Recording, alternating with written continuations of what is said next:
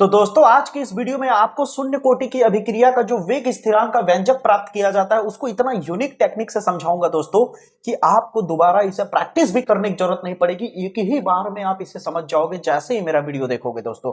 और सबसे बड़ी बात की बोर्ड एग्जाम में एक क्वेश्चन बहुत ही वायरल बहुत ही पॉपुलर क्वेश्चन है जो आता है दोस्तों, शून्य कोटि की अभिक्रिया या फिर इस पे आधारित न्यूमेरिकल। इस वीडियो में दोस्तों मैं आपको दो न्यूमेरिकल भी कराऊंगा और शून्य कोटि की अभिक्रिया का व्यंजक कैसे प्राप्त किया जाता है ये भी बताऊंगा। और शून्य कोटि की अभिक्रिया का व्यंजक अगर आप अच्छे से सीख लेते हो तो न्यूमेरिकल तो आप देखते ही कर लोगे। इतना शानदार टेक्निक बताऊंगा। तो बिना देर किए ये शुरुआत करते हैं। सबसे पहले बात कर लेते हैं दोस्तों कि एग्जाम में प्रश्न जब ये पूछा जाता है तो किस हिसाब से इसका पैटर्न होता है पूछने का। तो वो कुछ इस तरह से पूछता है कि शून्य कोटि की अभिक्रिया के लिए वेग स्थिरांक का सूत्र प्राप्त कीजिए या फिर व्यंजक प्राप्त कीजिए। तो देखिए दोस्तों, वेग स्थिरांक जो होता है एक के है, कांस्टेंट है, ठीक ना। के को बोलते हैं वेग स्थिरांक और हमें शून्य कोटि की अभिक्रिया में यही प्रूफ करना होता है। K is equal to X by T. K is equal to X by T. X क्या होता है? सांद्रता। सांद्रता का मतलब होता है दोस्तों मात्रा, क्वांटिटी। जैसे जो भी आप चीज ले रहे हैं, लिक्विड ले रहे हैं 10 ग्राम 20 ग्राम, उसकी 1 मोल 2 मोल 3 मोल, ये जो है ना ये सांद्रता है। उसकी मात्रा, मात्रा मतलब समझ रहे हो ना कितनी क्वांटिटी में है, वो सांद्रता है दोस्तों, ठीक है। और टी तो आपको पता ही होगा समय होता है, ठीक है। तो जब भी आप इसका आंसर लिखना शुरू करेंगे, जब भी इसका व्यंजक प्राप्त करेंगे तो शुरुआत कहां से करेंगे? सबसे पहले आप यहां से स्टार्ट करिएगा कि एक तीर बनाइएगा, इधर में ए लिख दीजिएगा, ठीक है। क्या लिख दीजिएगा? ए, और इधर लिख दीजिएगा बी। इधर वाले तीर के इधर वाला जो होता है वो होता है अभिकारक और इधर वाला क्या होता है दोस्तों? उत्पाद, ठीक है। और याद रखिए जब यहां तक आप लिख लेंगे तो उसके बाद ए लाइन लिखिएगा, ठीक है। यहां लिखिएगा प्रारंभिक सांद्रता और यहां लिखिएगा जब t बराबर 0 यानी समय क्या हो? 0। तो आप बताइए जब समय 0 है तो क्या अभिक्रिया कुछ हुआ होगा? जब समय 0 है तो क्या अभिक्रिया स्टार्ट हो गई होगी? नहीं ना। समय 0 पे अभिक्रिया तो रुकी हुई होगी ना। तो जब अभिक्रिया हुई ही नहीं है तो इस वाले की सांद्रता जो पहले थी वही रहेगी ना, क्योंकि जब अभिक्रिया होती है तो इसकी सांद्रता, इसकी मात्रा कम होती जाएगी और इसकी मात्रा बढ़ती जाएगी। क्यों? क्योंकि ए नष्ट होता जाएगा और बी बनता जाएगा। समझ रहे हैं मेरी बातें? तो यहां पे क्या होगा कि अभी प्रारंभिक सांद्रता इसकी जैसे का तैसा है, प्रारंभिक सांद्रता में कोई बदलाव नहीं हुआ है, इसलिए हम यहां पे क्या लिख देंगे दोस्तों? ए नोड लिख देंगे। नोड लगाने का मतलब है कि अभी इसकी प्रारंभिक सांद्रता में कोई परिवर्तन नहीं हुआ है। जब यहाँ पे प्रारंभिक सांद्रता में कोई परिवर्तन नहीं हुआ है तो यहाँ कुछ बनेगा? नहीं बनेगा ना। तो यहाँ पे क्या लिख देंगे? 0 लिख देंगे। समझ आया? पहली लाइन आपको समझ में आई कि जब समय 0 होगा तो प्रारंभिक सांद्रता भी यहाँ पे कंप्लीट होगी, जो का तो रहेगा और यहाँ पे 0 रहेगा, ठीक है। अब मान लीजिए समय t बाद, यानी अब जब यहां तक हो जाएगा तो उसके बाद लिखेंगे t समय बाद। अब टी समय बाद जो अभिक्रिया होगी दोस्तों वो कुछ तो बदली जाएगी। जैसे यहाँ पे अभिक्रिया इसकी प्रारंभिक सांद्रता इतनी है, तो मान लीजिए टी समय बाद इसकी सांद्रता में कुछ परिवर्तन आ गया, कमी आ गई। मान लीजिए x की कमी आ गई, तो यहाँ जितना कम हुआ होगा वहां इतना ही बना होगा। इसको मैं आसान से समझा देता हूँ। जैसे मान लीजिए यहाँ पे अभी मान लीजिए इसकी सांद्रता 100% है। कितनी है? 100%। तो यहाँ कितना बना होगा? 0%। अगर यहाँ पे मान लीजिए सांद्रता 90% बची तो वहां कितना बना होगा? 10% बना होगा। क्यों? क्योंकि यहाँ से 10 घट गया, घटा कि नहीं। तो उसी तरह समझ लीजिए कि यहाँ से सांद्रता में कमी कितनी आई? x की। तो जितनी यहाँ कमी आएगी उतना ही यहाँ बनेगा, ठीक है। ये t समय बाद देखने को मिला मुझे। यहां तक समझ आया कि नहीं? दूसरी लाइन बिल्कुल आ गया होगा। अब ये जो t समय बाद सांद्रता में परिवर्तन आया, इसको क्यों ना हम एक नाम दे दे। इस a नोड माइनस x को हम नाम दे देते हैं। a का मतलब सांद्रता में परिवर्तन और t लगा दिया यहाँ नीचे में, तो क्या हो गया? t समय बाद। t समय बाद, ठीक ना। t समय बाद सांद्रता में परिवर्तन इतना आया है, ठीक है। याद रखिएगा, यानी इधर इतना कम हुआ है और इधर इतना बना है। यहां तक आप कर लेंगे। उसके बाद जब यहां तक हो जाएगा तो लिखिएगा अभिक्रिया का वेग। क्या लिखेंगे? अभिक्रिया का वेग। अभिक्रिया का वेग जो होता है वो होता है बराबर में के, ये जो बड़ा ब्रैकेट बना रहा हूं ना, ये बड़ा ब्रैकेट का मतलब होता है सांद्रता। ये किसको रिप्रेजेंट करता है रसायन विज्ञान में? सांद्रता को, ठीक है। और यहाँ अंदर में लिख देंगे ए टी, यही परिवर्तन हुआ ना सांद्रता में, यहाँ लिख देंगे। और ऊपर में लग जाएगा पावर में यन। यन का मतलब होता है अभिक्रिया की कोटि। यन किसको दर्शाता है? अभिक्रिया की कोटि को। तो अभिक्रिया का वेग चाहे शून्य कोटि की अभिक्रिया करे चाहे प्रथम कोटि की, यहाँ तक दोनों में सेम रहेगा। यहाँ तक दोनों में सेम रहेगा। समझ आ रही मेरी बातें? अभी ध्यान से देखते जाइएगा दोस्तों। प्रथम कोटि की अभिक्रिया भी आपको एकदम यूनिक तरीके से समझा दूंगा मैं, ठीक है। तो ध्यान दीजिएगा दोस्तों। जब यहाँ तक हो जाए तो उसके बाद अब आपसे एक सवाल करता हूँ कि बताइए ये जो अभिक्रिया आप कर रहे हैं ये प्रथम कोटि की अभिक्रिया है या शून्य कोटि की, तो आप कहेंगे शून्य कोटि की। तो इस यन के जगह पे हटा के आप क्या लिख देंगे, शून्य लिख देंगे। क्या लिख देंगे दोस्तों, शून्य। तो के हो जाएगा, फिर यहाँ क्या हो जाएगा ए टी, और यहाँ क्या हो जाएगा पावर में 0। बताइए अब ये जो अभिक्रिया का वेग है इसके जगह पे आप लिख सकते हैं दोस्तों डी ए बटा डी टी। अब देखिए इसका मतलब क्या है समझिए, और यहाँ माइनस लगा देंगे। अब आप सोच रहे होंगे कि सर ये कहाँ से आया, तो अभिक्रिया के वेग के जगह पे यही लिखा जाता है। कैसे लिखा जाता है समझिए थोड़ा सा। यहाँ पे माइनस का मतलब क्या है सब कुछ बता रहा हूँ। ए का मतलब हो गया सांद्रता में परिवर्तन, ठीक है, और टी का मतलब समय टी के साथ, ठीक है। तो ये हो गया सांद्रता में परिवर्तन, ये हो गया समय टी के साथ, ठीक है। अरे माइनस का मतलब क्या होगा, ये एक इधर है, ये जो है इधर है या इधर, तो आप कहेंगे ए इधर है, तो इधर ए है तो अभिकारक है ना।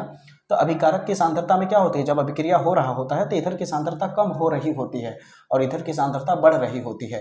तो इधर की सांद्रता कम हो रही है ना, इस वजह से यहाँ माइनस का चिन्ह लगाया गया है, ठीक है।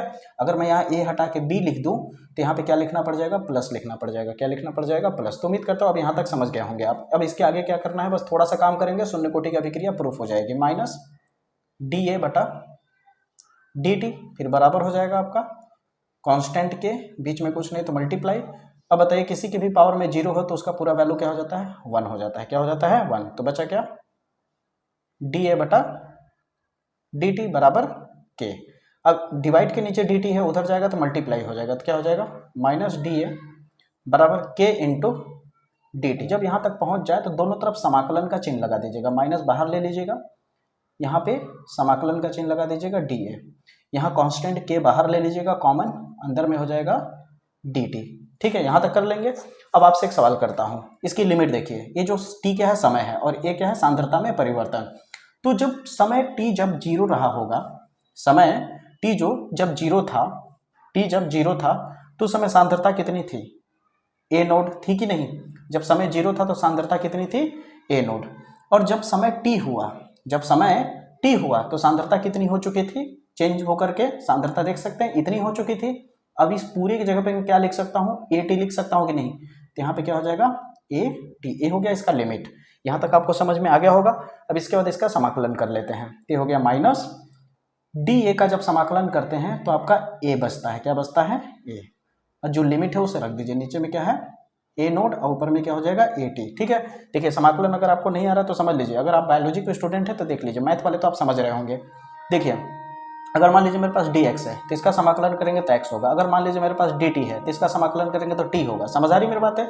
उसी तरह यहाँ पे डी ए था तो बाहर आकर के क्या हो गया, ए हो गया, ठीक है, बराबर के डॉट डी टी का क्या हो जाएगा, टी हो जाएगा। और लिमिट जो है रख दीजिए, लिमिट क्या है 0 से टी। यहां तक उम्मीद करता हूं समझ में आ गया होगा दोस्तों। अब इसके बाद क्या करना है, इसके लिमिट को पुट कर देंगे। लिमिट पुट करने आता ही होगा दोस्तों। लिमिट में क्या करते हैं, इस ए के जगह पे एक बार 80 रखेंगे, फिर माइनस लगाएंगे, एक बार अपर लिमिट रखते हैं इसके जगह, फिर माइनस लगा के फिर लोअर लिमिट यानी नीचे वाला। तो इस ए के जगह पे क्या हो जाएगा, ए नोड, ठीक है दोस्तों। यहां भी हो गया आपका बराबर क्या है, के उतार दीजिए, फिर क्या है टी की जगह पे क्या हो जाएगा, पहले ऊपर वाला फिर माइनस लगा के फिर टी की जगह पे 0 रख देंगे। उम्मीद करता हूँ यहाँ तक आपको समझ में आ गया होगा दोस्तों। जब यहाँ तक आपका हो जाएगा तो लगभग आपका काम खत्म हो चुका है। अब इस माइनस का अंदर गुणा करेंगे तो सोच के देखिए, माइनस जब अंदर गुणा होगा तो यहाँ कुछ नहीं है तो प्लस है, तो ये माइनस में हो जाएगा और ये माइनस माइनस प्लस हो जाएगा। देखिए माइनस माइनस, ये माइनस और ये माइनस दोनों मिलके क्या हो जाएगा प्लस, यानी ये वैल्यू प्लस में आ जाएगा। तो प्लस वाले को मैं पहले लिख देता हूँ और ये जो माइनस हो चुका है इसको पीछे लिख देता हूँ, ठीक है दोस्तों। अब यहाँ 0 कोई मतलब है नहीं, तो के का अंदर गुणा करेंगे टी के साथ तो क्या हो जाएगा, के इंटू टी हो जाएगा। समझ आएगी नहीं। अब आप लिख सकते हो ए नोड माइनस ए टी। अब टी इंटू में इधर आएगा तो कहाँ चला जाएगा, डिवाइड के नीचे, ये आ गया के। ये आपका प्रूफ हो गया शून्य कोटि की अभिक्रिया। बताइए समझ आए कि नहीं दोस्तों। अब इसे एक और काम कर देंगे तो आपको जो अभी मैंने शुरू में दिखाया था ये भी आप ला सकते हैं। कैसे, देखिए दोस्तों, अब आप ध्यान से देखिए कि यहाँ पे आपके पास ये जो AT है, AT को हटा के, इस AT को हटा के आप क्या लिख सकते हो, इतना लिख सकते हो कि नहीं, बिल्कुल लिख सकते हो। तो आप यहाँ पे लिख दीजिए ए नोड माइनस AT। ये जो AT है, इस AT को हटा के मैं क्या लिख सकता हूँ, सोचिए दोस्तों, इस AT को हटा करके मैं क्या लिख सकता हूँ, इस AT को हटा के ए नोड माइनस एक्स लिख सकता हूँ। तो क्या हो जाएगा, ए नोड माइनस एक्स डिवाइड के नीचे टी बराबर का के। ठीक है दोस्तों। अब इसके बाद क्या करना है, देखिए ए नोड, ये माइनस अंदर जाके गुणा होगा तो ए क्या होगा, माइनस ही रहेगा, और ये माइनस माइनस फिर से क्या हो जाएगा, प्लस हो जाएगा। बचा क्या नीचे में, टी बराबर के, माइनस ए नोट प्लस ए नोट कट जाएगा, बचा का एक्स बाई टी। क्या बचा दोस्तों, एक्स बाई टी, बराबर में हो गया के। यही प्रूफ करना था मुझे, यही शून्य कोटि की अभिक्रिया है दोस्तों, और यही इसका के जो है इसका क्या है, वेग स्थिरांक है। अब बताइए दोस्तों, प्रूफ करने आया कि नहीं? बिल्कुल आसानी तरीके से, बिल्कुल आसान तरीके से मैंने आपको प्रूफ करने समझा दिया कि इसका वेग स्थिरांक। अब इतना अगर आप अच्छे से कर लेते हैं तो बोर्ड एग्जाम में आपको बड़े मार्क्स में प्रश्न पूछा जाता है। अब बात करते हैं दोस्तों कि इसमें न्यूमेरिकल कैसे आएगा। तो न्यूमेरिकल से पहले एक चीज समझ लीजिए कि जो शून्य कोटि की अभिक्रिया होती है, दो बातें बता देता हूं। शून्य कोटि की अभिक्रिया का जो वेग स्थिरांक है ये केवल इसका मान जो होता है केवल ताप, किस पे, ताप पर निर्भर करता है। यानी शून्य कोटि का जो वेग स्थिरांक है किस पे निर्भर करता है, ताप पे, याद रखिएगा, ठीक है, सांद्रता पे नहीं। आगे बढ़ते हैं दोस्तों, अब इसके दो न्यूमेरिकल को जल्दी से हल कर लेते हैं दोस्तों। कह रहा है कि किसी अभिक्रिया के लिए शून्य कोटि की अभिक्रिया का वेग स्थिरांक इतना है। वेग स्थिरांक यानी के कितना है दोस्तों, 1.5 गुणे 10 घाते 3 है, ठीक है। इसका मात्रक होता है शून्य कोटि की अभिक्रिया का वेग स्थिरांक, हमेशा याद रखिएगा क्या होता है दोस्तों, mole litre inverse second inverse. ये इसका क्या होता है, मात्रक होता है, ठीक है, वेग स्थिरांक का। कब, जब शून्य कोटि की अभिक्रिया रहे। तो शून्य कोटि की अभिक्रिया का वेग स्थिरांक कितना दिया है, तो अभिक्रिया का वेग ज्ञात कीजिए, क्या होगा। बहुत ही सिंपल क्वेश्चन है, अभिक्रिया का हमें वेग ज्ञात करना है। तो पहले बताइए, अभिक्रिया का जो वेग है दोस्तों, फार्मूला क्या होता है, के ब्रैकेट में AT, यहां n होता है, यही होता है ना। अब यहां हो जाएगा के ब्रैकेट में AT। अब बताइए n के जगह पे क्या लिखेंगे, शून्य कोटि है इसलिए यहाँ पे 0 लगा देंगे। 0 लगाएंगे तो इसका वैल्यू पूरा 1 हो जाएगा। तो कुल मिलाकर आपके पास क्या बचेगा, k इंटू 1। अब k का वैल्यू कितना है आपके पास, 1.5 गुणे 10 घाते 3, अब गुणे में 1, गुणे में 1 का कोई मतलब है जी, नहीं ना। तो कुल मिला के यही आंसर आया ना।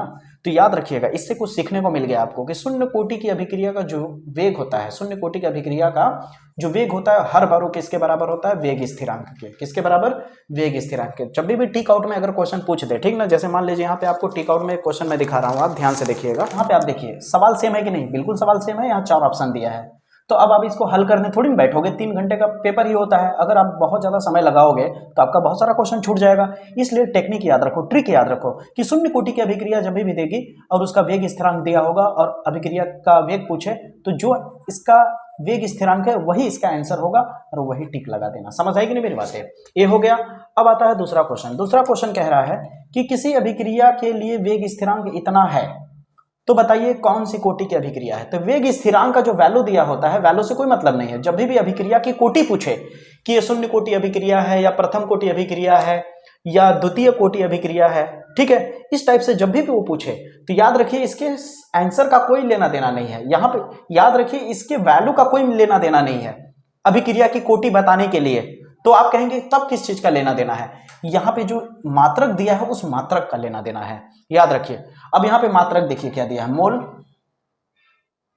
फिर क्या है, लीटर इनवर्स सेकेंड इनवर्स। अब बताइए ये किस में आया था, अभी जस्ट इस प्रश्न में आया था कि नहीं, शून्य कोटि की अभिक्रिया का मात्रक क्या था, वेग स्थिरांक, यही था ना। इसका मतलब इसका आंसर क्या होगा, शून्य कोटि की अभिक्रिया। देखिए ये पिछले साल के पेपर में फंसा भी क्वेश्चन है, कितना इंपॉर्टेंट क्वेश्चन है। तो आपको शून्य कोटि की अभिक्रिया से रिलेटेड अगर आपको मान लीजिए यहीं पे यही सवाल देता, यहां पे मात्रक आपको दे देता, मान लीजिए सेकंड इनवर्स, क्या दे देता, सेकंड इनवर्स, केवल सेकंड इनवर्स, तो आपका प्रथम कोटि अभिक्रिया हो जाता। क्या हो जाता, प्रथम कोटि अभिक्रिया। ये प्रश्न इस तरह से पूछेगा, लिख के ले लो स्टाम्प पेपर पे, इस बार के बोर्ड एग्जाम में 100% आएगा दोस्तों इस तरह का प्रश्न। इसलिए दहाड़ के करो, भरोसा रखो मेरे पे। जिस तरह का क्वेश्चन बता रहा हूं एकदम निश्चिंत होकर के तैयार करो दोस्तों। मैं दावे के साथ कहता हूं कि आपके उम्मीद से बेहतर आपका मार्क्स केमिस्ट्री में आएगा दोस्तों। बस अपने भाई पे भरोसा रखो। अगर वीडियो पसंद आ रहा होगा, मजा आ रहा होगा, तो अपने दोस्तों तक शेयर करो और मेरे चैनल को ज्यादा से ज्यादा दोस्तों तक फैलाओ, बताओ, क्योंकि चैनल नया है दोस्तों, आपके सपोर्ट की जरूरत है मुझे। मुलाकात होगी अगले वीडियो में, तब तक के लिए जय हिंद।